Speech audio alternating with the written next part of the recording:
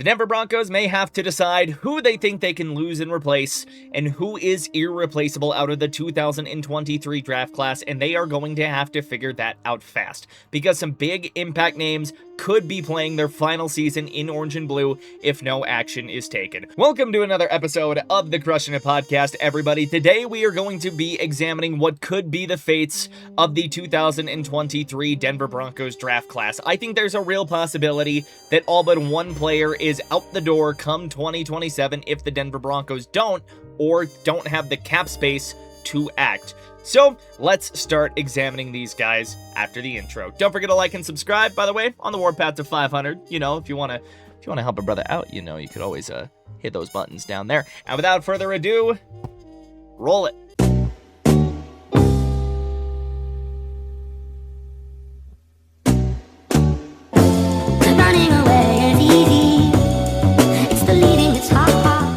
For context, the Broncos were going into this draft with their arms tied behind their back. No picks on day one. They traded their 2023 first in a package deal for Russell Wilson. No second round pick either. The Denver Broncos had to trade into the back end of the second round to make their first selection. And our first subject of today's video, Marvin Mims. Multiple-time All-Pro punt returner, multiple-time Pro Bowl punt returner. Marvin Mims has been the rock on the Broncos special teams for years. He's been for all those that have watched Draft Day, he's been the David Goddamn Putney of the Denver Broncos. And I want David Goddamn Putney just because I feel like it. You're out of your mind. Now, despite the success as a punt returner, Marvin Mims has not quite found his footing in the Broncos offense. Attribute that to not being the best route runner, attribute that to just not getting targets. Whatever the problem may be, Marvin has not found his stride, and he has also just struggled to find opportunities. Troy Franklin has stepped in over him as the wide receiver too before Jalen Waddle even got to town. Courtland Sutton has obviously held this down, and despite Marvin being drafted to be the speedy counter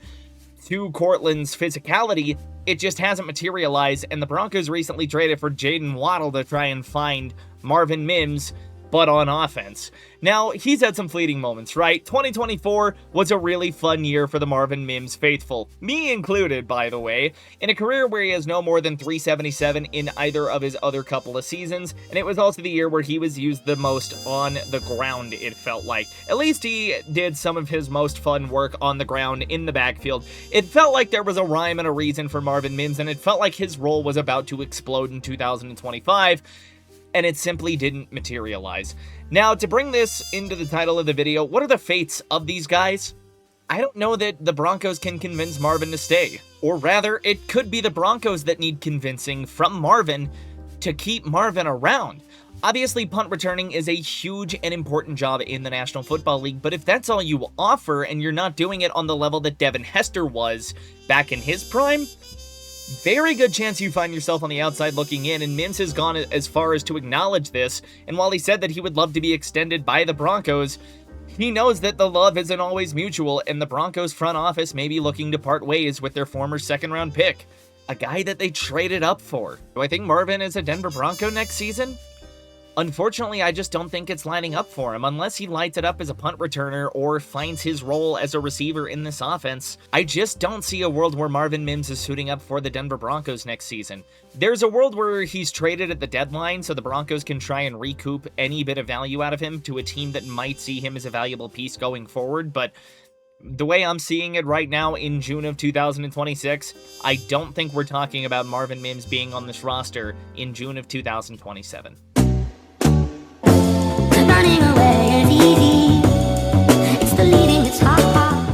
I think this segues us into a rather quick one. Drew Sanders was the next Denver Broncos selection with the 67th pick in the third round, early third round. I don't think Drew Sanders is a Bronco next season. I think Drew Sanders converting back to edge maybe gives him a little more in, maybe some other team is willing to take a chance on him, but he's been oft injured. I think he'd essentially have to put up at least 7 or 8 sacks in a rotation this season to even be considered viable for an extension, and even then, it wouldn't be that big of an extension at all. Do I think Drew Sanders is a Bronco in 2027? I don't even know if you can use him as trade fodder at this point to try and recoup maybe a 5th or 6th round pick to a team that's even somewhat intrigued. I don't know what Drew Sanders brings in trade value. I can't assume it's much, and there's a chance that he's playing for the league minimum somewhere next season.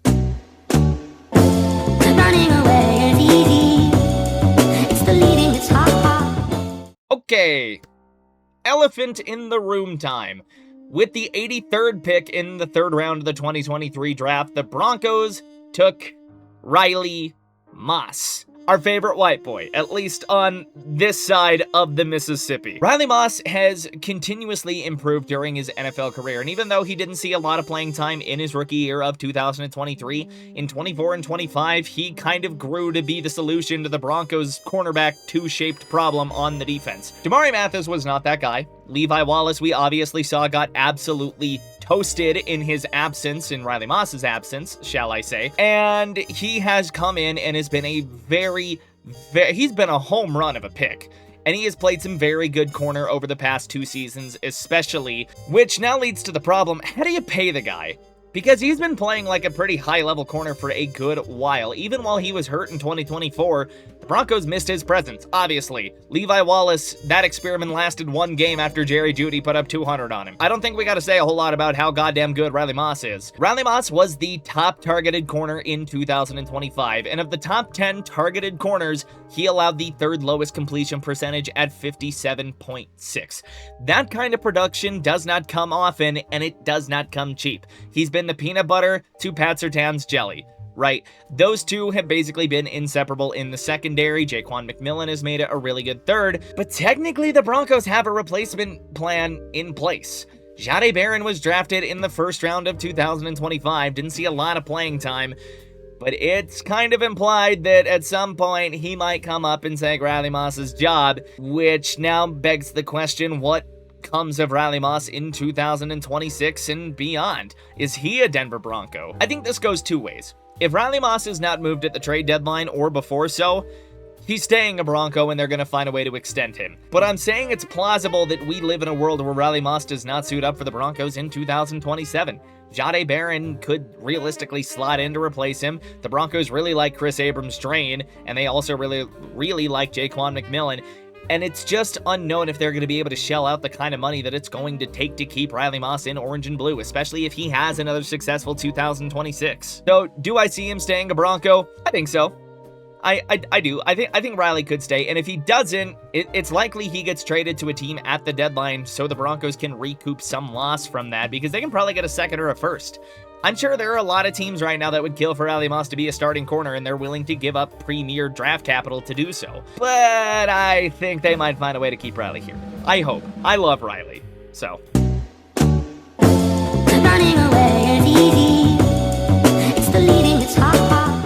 I think the next guy is also pretty easy to answer, so we've kind of gone hard, easy.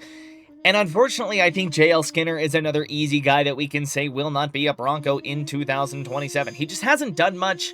He hasn't been on the field a ton. It doesn't really look like he has grown that much as a safety, and if he has, we haven't been able to see it. But even in the Philadelphia game this last season, one that I really point to, he did not look good. And it was a little scary. JL Skinner has been an okay special teams guy, but if that's all that you're going to bring to the table, then there's no real incentive for a team to keep you when they can keep that roster spot open for a guy that they think is more talented. Miles Scott just got drafted this season, and he could likely be coming in to be, at worst, the JL Skinner replacement and be a better tackler on special teams, or at best, for Miles Scott, in his case, he would be the Brandon Jones replacement, and JL Skinner just hasn't shown that he can step up really as a safety in that secondary, and his career just might be capped at good special teams gunner, which, I mean, he's doing more in the NFL than I am, so I'm not going to talk shit on that.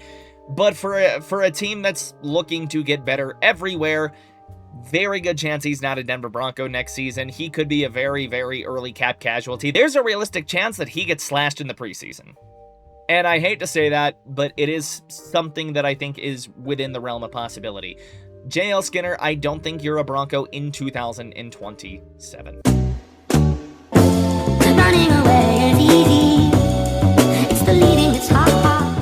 And this brings me to the one guy that I think is certainly sticking around, because center is a hard position to get right.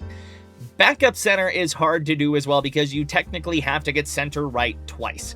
Alex Forsyth was taken in the 7th round with pick 257. He was Bo Nix's college center, and I find it really hard to believe that the Broncos are going to let a quality backup center go. Yes, I know, the infamous, field goal thing in Kansas City that should have been Bo Nix's first win against Patrick Mahomes, but let's keep it serious for a minute. Alex Forsyth has been, at the very least, a quality backup center. Center is really hard to get right twice, right? And I highly doubt that the Broncos are going to let, like I said, a pretty high-quality backup slip, especially if it's at the center position. And we could definitely see him being the lone survivor of the 2023 Denver Broncos draft class. But let me know what you guys think in the comments down below. Who might get an extension? Who might not? Who do you want to see get an extension? And with that being said, thank you for tuning in to another episode of the Crushing It Podcast. I will see you in the next one. This is Miles, signing off. Don't forget to like and sub. Like I said, on the quest of 500. Okay.